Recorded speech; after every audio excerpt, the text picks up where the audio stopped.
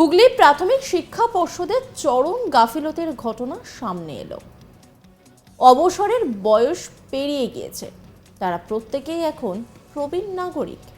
এমন বয়সে প্রাথমিক স্কুলে চাকরির নিয়োগপত্র হাতে পেলেন হুগলির ৬২ জন।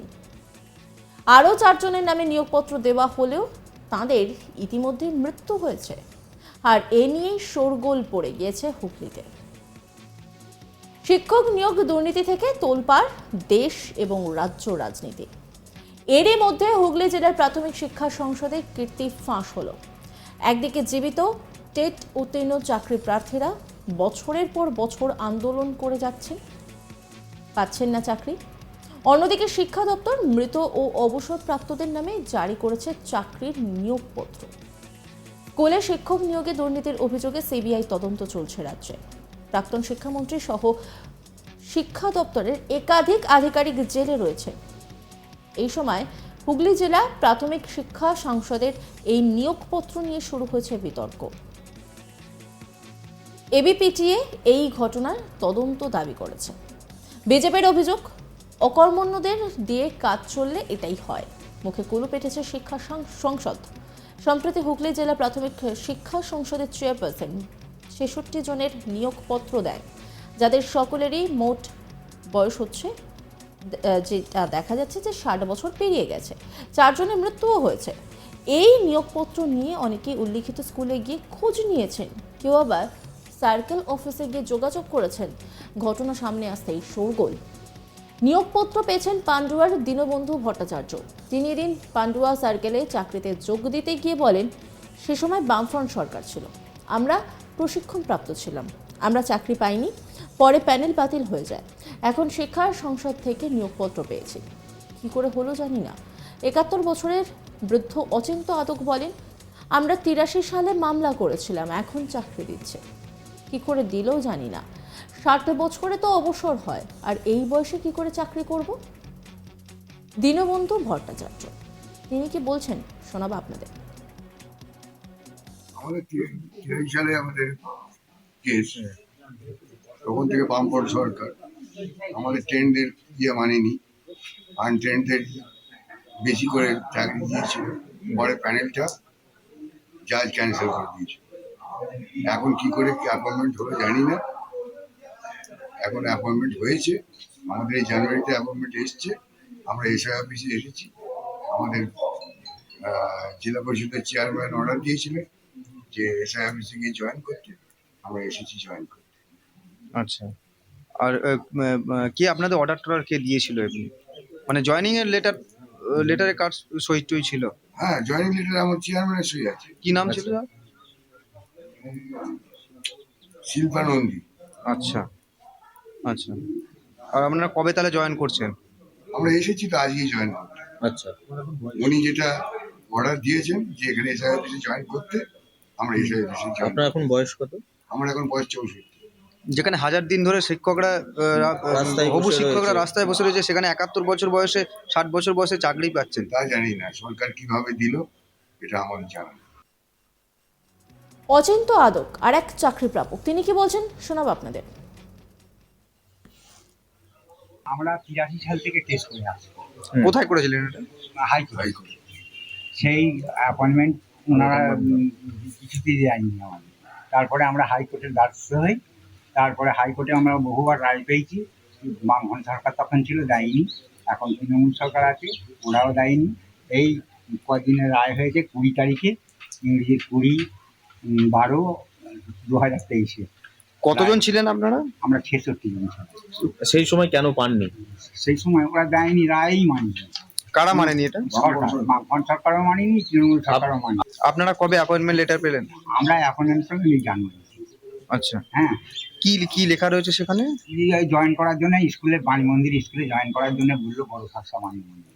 আচ্ছা, তাহলে তা সেই হিসেবে আমরা এসআই অফিসে এসেছি জমা খামার। জয়েন করতে গেছিলেন? হ্যাঁ, জয়েন জয়েন স্কুলে? করতে এসআই অফিসে। আচ্ছা, এখানে আমাদের প্রায় অধিকাংশ সবাই করে ফেলেছে, আমরা পরে করছি। এই ৭১ বছর বয়সে এসে চাকরি? হ্যাঁ, সেই ৭১ বছর বয়সে চাকরি। কিভাবে হবে? এমনি তো ৬০ বছর চাকরি তো তো হয় না। হ্যাঁ। ৭১ বছর বয়সে চাকরি হয় না, কিভাবে দিল বুঝতে পারছি না। আমরা ক্ষতিপূরণ একটা চেয়েছিলাম। হাইকোর্ট বলেছিল কমপক্ষে 26 বছর ধরে এরা যুদ্ধ করছে, এদের একটা ক্ষতিপূরণ ব্যবস্থা হবে। সে তো দেওয়ার কথা, সে তো দূরের কথা। এখন সে বলছে যে আমরা অ্যাপয়েন্টমেন্ট দিয়ে দিয়েছি। কীভাবে অ্যাপয়েন্ট করলো কি জানি, কোন নিয়মে করলো। আপনাদের যদি এখন নিয়োগ করা হয় তাহলে কি আপনারা স্কুলে চাকরি করবেন? চাকরি কি করে করবো? আমাদের তো 70-71 পার হয়ে গেছে। 60 তো রিটায়ারমেন্ট তো 60। তা আমরা কি করে 60-এর ঊর্ধ্বে করবো? আপনাদের মনে হচ্ছে না হঠাৎ করে আমরা আপনাদেরকে নিয়ে এতদিন বাদে, যেখানে আপনাদের চাকরি পাওয়ার কথা বহুকাল আগে, হ্যাঁ, সেখানে এতদিন বাদে আপনাদেরকে নিয়ে একটা ছেলে খেলা করা হচ্ছে হ্যাঁ, এই বয়সে এসে হ্যাঁ। দাঁড়িয়ে যখন আপনাদেরকে অ্যাপয়েন্টমেন্ট লেটার দেওয়া হলো? হ্যাঁ, আর সেইটা ধিক্কার লাগছে যে কিভাবে অ্যাপয়েন্টমেন্ট করলো। অ্যাপয়েন্টমেন্ট করার কথা নয়। এবিপিটিএর কেন্দ্রীয় সভাপতি মোহন পণ্ডিত বলেন, সারা ভারতবর্ষে এই ধরনের ঘটনা হয়নি। অবসরের বয়স পেরিয়ে যাওয়ার পর চাকরির নিয়োগপত্র দেওয়া হচ্ছে। সরকারি চাকরিতে 60 বছর বয়স হলো অবসরের, সেখানে 65 থেকে 70 বছর বয়সীদের চাকরি দেওয়া হয়েছে। অনেকেই আমাদের ফোন করছেন, প্রধান শিক্ষকরা জয়েন করতে দেননি। 1983 সালে শিক্ষক প্রশিক্ষণ নিয়েছিলেন কিন্তু চাকরি পাননি। তারা আদালতে মামলা করেছিলেন। 2014 সাল থেকে তারা এফেক্ট পাবেন। চাকরিতে যোগ দেওয়ার পরেই চাকরি চলে যাবে এবং 50 লাখ টাকা করে পাবে। এ এক অভূতপূর্ব ঘটনা। আমরা তদন্ত চাই, বিষয়টা সত্য উদ্ঘাটিত হোক। মোহন পণ্ডিত, কেন্দ্রীয় সভাপতি এবিপিটিএ, তিনি কি বলছেন শোনাব আপনাদের। মানে এইটা শুধু আমাদের দেশে না, সারা পৃথিবীতে বিরল। এ জিনিস কেউ শোনেনি। আমাদের নিয়ম অনুযায়ী শিক্ষকতার চাকরিতে 60 বছরে অবসর। সেই জায়গায় দাঁড়িয়ে 63 বছর বয়স, 68 বছর বয়স দলে দলে কর্মপ্রার্থীরা তারা স্কুলগুলোতে যাচ্ছে। তাদের হাতে আমরা যা দেখলাম মনে হলো যে অরিজিনাল অ্যাপয়েন্টমেন্ট লেটার আছে, মনে হলো। সেটা তদন্ত সাপেক্ষ। এবং চেয়ারম্যানের স্বাক্ষরিত 10 তারিখে তিনি এই চিঠি ছেড়েছেন। এবং যা খোঁজখবর নিলাম তাতে আমাদের কাছে যা খবর আছে যে 58 জনের ওপর তারা এই অ্যাপয়েন্টমেন্ট লেটার ফার্স্ট লটে বেরিয়েছে। আরও বেরোবে কিনা আমরা জানি না। এবার তারা জয়েন করতে যাচ্ছে। এবারে সম্প্রতি হুগলি জেলায় হেড টিচার নিয়োগ হয়েছে। অনেক নতুন শিক্ষক আছে, তারা তো ঘাবড়ে গিয়ে আমাদের ফোন করছে, আমাকে আমাদের জেলা সম্পাদককে ফোন করছে বিষয়টা সত্যতা যাচাইয়ের জন্য। এবং গতকাল আমরা খবর নিয়ে জানলাম হ্যাঁ সত্যি যে চিঠি ইস্যু হয়েছে। এবং কোনো হেড টিচার তারা জয়েন করতে দেয়নি। এবং আমরাই বলেছি এ কোনোদিন হতে পারে না, জয়েন করবে কি করে। এবং কোনো হেড টিচার তারা এসআই অফিসে যোগাযোগ করেছে এবং এসআইরাও বলেছে না আপনারা জয়েন করতে দেবেন, এ হতে পারে না। ফলে কিন্তু এই ঘটনা অভূতপূর্ব। যেটা শোনা গেল যে 83 সালে যারা টিচার্স ট্রেনিং নিয়েছিলেন এবং ওই সময় চাকরি হয়নি, তারা 2014 সাল থেকে বিভিন্ন কেস কামারি করেছেন, 3বার কেস করে রায় পেয়েছে। এবং 14 সাল থেকে তারা নাকি এফেক্ট পাবে, সেই হিসেবে গেছে যে একদিন জয়েন করবে, তারপরেই তাদের চাকরি চলে যাবে। এবং এক একজন 50-60 লাখ টাকা করে নাকি তারা পাবে। এবং বিভিন্ন জনের সঙ্গে চুক্তি হয়েছে, সেখানেও তারা টাকা দেবে, তারা টাকা পাবে এবং পেনশন পাবে, 10 বছর পেনশন পাবে তারা। এখানে একটা কথা আপনাদের সংবাদ মাধ্যমের মধ্য দিয়ে এইটা প্রচার করতে চাই যে সরকারি যা নিয়ম পে কমিশনের, যে ন্যূনতম 10 বছর অবিচ্ছিন্ন সার্ভিস করতে হবে, তবেই সে পেনশন করতে পারবে। একদিন কম হলেও তার পেনশন ক্যালকুলেশন হবে না, সে গ্র্যাচুইটি পাবে। এইটা নিয়ম। এবং আরেকটা বিষয়, জনমানসে এত ছড়িয়ে গেছে, আমাকে দলে দলে ফোন করছে 83 সালে পাস করা, যে 73 বছর বয়স আমাদের এক মাস্টারমশাইয়ের বাবা, তিনি ফোন করে বলছেন যে আমার তাহলে হবে না, আমি তাহলে কেসে যাব। মানে একটা বিভ্রান্তি অবস্থা। আমরা সেই জন্য চাইছি যে এইটার পূর্ণাঙ্গ তদন্ত করা হোক এবং বিষয়টার সত্য উদ্ঘাটিত করা হোক। বিজেপির রাজ্য কমিটির সদস্য স্বপন পাল বলেন, মারা গিয়েছে এমন লোককেও নিয়োগপত্র দেওয়া হয়েছে, বাকিদের কারোরই চাকরির বয়স নেই। এমন একটা অকর্মণ্য সরকার চলছে যাদের কাছে কোনো খবর নেই কে মারা গেল, কে জীবিত আছে। হাইকোর্টে শিক্ষা সংসদের আইনজীবী বলেন, সেখানে কোনো আপডেট তথ্য দেওয়া হয়নি, জনগণের টাকা এইভাবে অপচয় হচ্ছে। কি বললেন স্বপন পাল, শোনাবো আপনাদের। হুগলি জেলা প্রাথমিক শিক্ষা সংসদের যে প্রাইমারি স্কুল টিচারের জন্য প্রায় 65-66 জন লোককে আমার অ্যাপয়েন্টমেন্ট দেওয়া হচ্ছে। তাদের মধ্যে দেখা যাচ্ছে বেশ কিছু লোক মারা গেছে, চাকরি প্রার্থী ছিল যারা, এবং বাকি লোকেদের অনেকেরই বয়স প্রায় 65 থেকে 70 হয়ে গেছে। এমন একটা অকর্ম সরকার চলছে পশ্চিমবঙ্গে, যে সরকারের কাছে আপডেট খবর নেই যারা চাকরি প্রার্থী ছিল তারা কেউ যারা মারা গেছে, এবং সবচেয়ে বড় কথা অনেকের বয়স 60-65 হয়ে গেছে।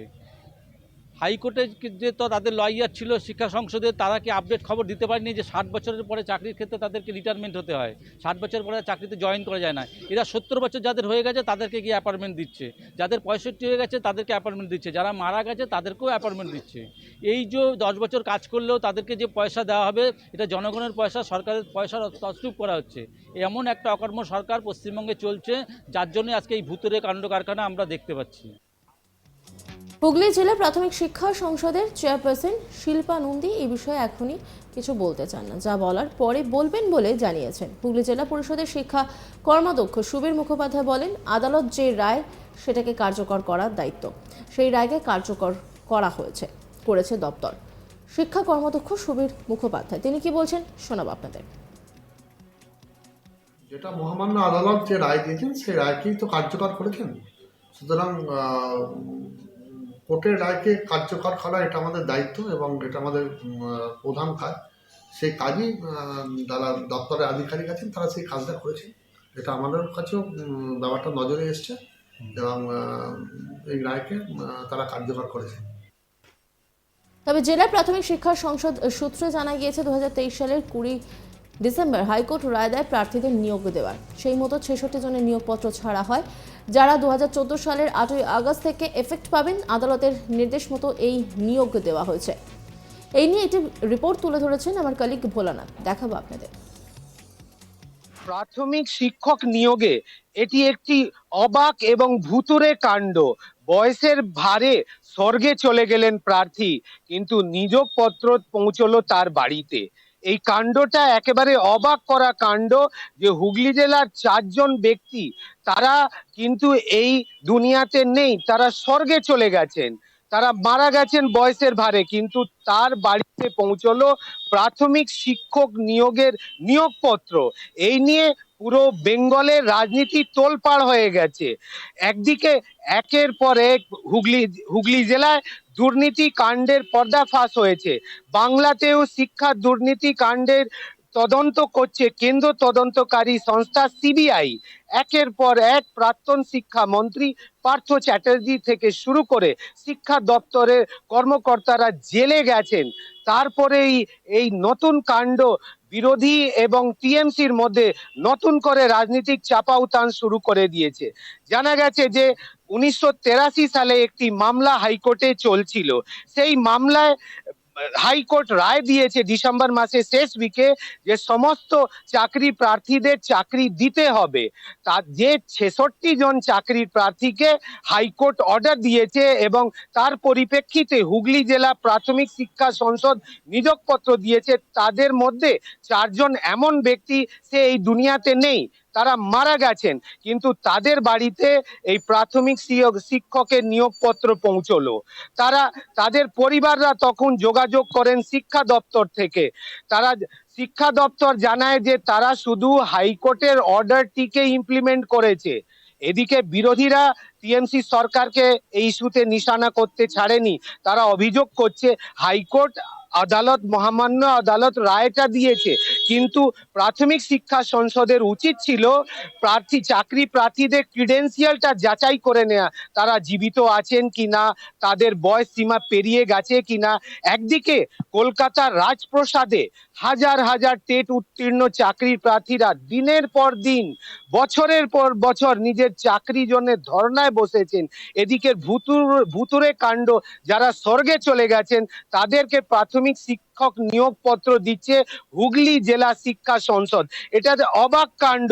এদিকে এবিটিএ, যেটা অরাজনৈতিক শিক্ষক সংগঠনের যে হুগলি জেলার কর্মকর্তা আছেন মোহন পণ্ডিত, জানান যে এই রকম বিরল নাজির শুধু বাংলাতেই আপনারা দেখতে পাবেন। কেন, তৃণমূল সরকার পুরো পা থেকে মাথা অবধি দুর্নীতিগ্রস্ত। যখন সরকারের প্রধান কর্মকর্তারা, যারা মন্ত্রী আছেন, যারা আমলা আছেন, তারা জেলে এই দুর্নীতি কাণ্ডে অভিযুক্ত হয়ে গেছেন, তাহলে সাধারণ যে কর্মচারী আছে তাদের হাল কি আছে? এই রকম যে 4 জন মারা গেছেন, তাদের কোনো রকম ক্রিডেন্সিয়াল যাচাই না করে তাদেরকে নিয়োগপত্র দিয়ে দেওয়া একদম আনপ্রফেশনাল। তাদের এর মধ্যে দুর্নীতির গন্ধ আসছে। এই বিষয়টিকেও কোনো কেন্দ্র তদন্তকারী সংস্থা দিয়ে তদন্ত করা উচিত। অন্যদিকে বিজেপিও এই বিষয়ে সরকারকে নিশানা করতে ছাড়েনি। তারা জানাচ্ছে যে এই সরকার সরকার পুরো দুর্নীতির আতুর ঘর আছে। তারা একদিকে যে টেট পাস করেছে যারা ছেলেরা, তাদের বদলে পয়সা নিয়ে ঘুষ নিয়ে চাকরি দিয়েছে, তারা দিনের পর দিন তাদের পরিবার না খেয়ে রাস্তায় বসে আছে ঝড় বৃষ্টি বাতাসে। অন্যান্য খবরের আপডেটের জন্য অবশ্যই নজর রাখুন আজ তাক বাংলার ইউটিউব স্ট্রিমিং এবং ইউটিউব চ্যানেলকে সাবস্ক্রাইব করুন, লাইক করুন, কমেন্ট করুন, শেয়ার করুন। পাশাপাশি হোয়াটসঅ্যাপে নজর রাখুন, কারণ সেখানেও রয়েছে আজ তাক বাংলা।